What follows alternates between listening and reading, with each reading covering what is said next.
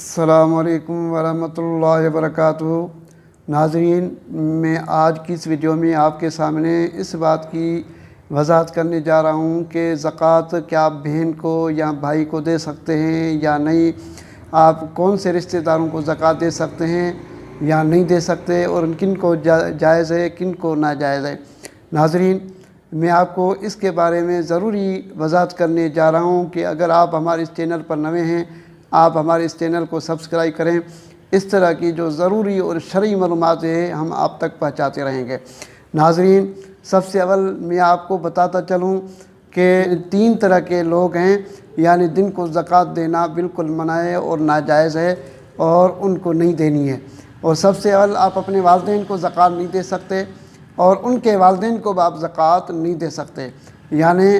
والد کے والد کو یعنی دادا دادی کو، اور ماں کے والدین کو یعنی نانا نانی کو آپ زکوٰۃ نہیں دے سکتے۔ اور دوسرے نمبر پر، اگر آپ کا بیٹا ہے یا بیٹی ہے، ان کو بھی آپ زکوٰۃ نہیں دے سکتے، یا نواسہ ہے یا پوتا ہے، آپ ان کو بھی زکوٰۃ نہیں دے سکتے۔ اور تیسرے نمبر پر، آپ جو ہے کہ اپنی بیوی کو نہیں دے سکتے، اور بیوی اپنے شوہر کو زکوٰۃ نہیں دے سکتی۔ باقی اس کے علاوہ جو رشتہ دار ہیں، جیسے ماموں ہو گیا یا چاچا ہو گیا،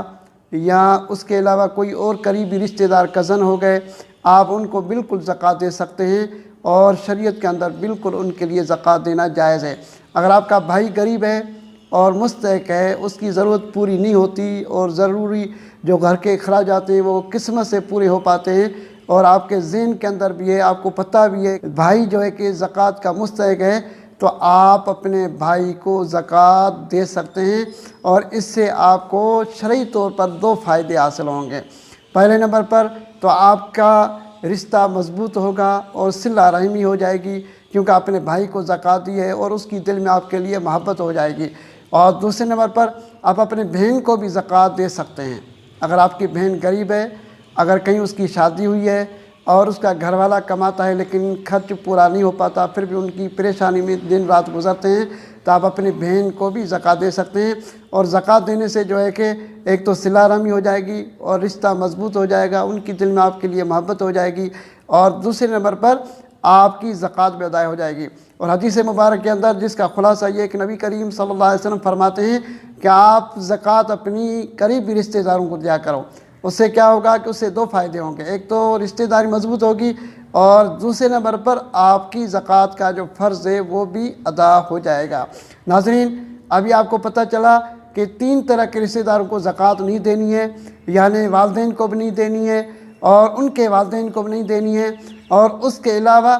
آپ جو ہے کہ اپنی اولاد کو، بیٹے کو، بیٹی کو بھی نہیں دے سکتے، اور آگے ان کی اولاد کو بھی نہیں دے سکتے، یعنی بیٹی کے اگر اولاد ہے، نواسہ ہے، نواسی، ان کو بھی نہیں دے سکتے۔ اگر بیٹے کی اولاد ہے، یعنی پوتا ہے یا پوتی ہے، آپ ان کو بھی نہیں دے سکتے۔ اور اس کے علاوہ جو ہے کہ شوہر جو ہے کہ اپنی بیوی کو نہیں دے سکتا، اور بیوی اپنے شوہر کو زکوٰۃ نہیں دے سکتی، یعنی یہ 3 طرح کے لوگ ہیں جن کو آپ زکوٰۃ نہیں دے سکتے۔ اور ان کے علاوہ جو بھی آپ کے رشتہ دار ہیں، آپ ان کو بالکل زکوٰۃ دے سکتے ہیں اور ادا کر سکتے ہیں، اور اس میں آپ کا فرض بھی ادا ہو جائے گا، آپ کی زکوٰۃ بھی ادا ہو جائے گی۔ اگر آپ کسی کو زکوٰۃ دے رہے ہیں، یہ ضروری نہیں کہ آپ اس کو بتا کر دے دیں، لیکن آپ اپنی دل کے اندر نیت کر کے زکوٰۃ نکالیں، اور زکوٰۃ نکالنے کے بعد آپ ان کو بتائیں نہیں، آپ ان کو اس طرح کر کے دیں کہ یہ آپ کا تحفہ ہے، آپ اپنے پاس رکھ لیں، یہ آپ کی عیدی ہے، آپ اپنے پاس رکھ لیں، تو اس سے بھی آپ کی زکوٰۃ ادا ہو جائے گی۔ السلام علیکم ورحمۃ اللہ وبرکاتہ۔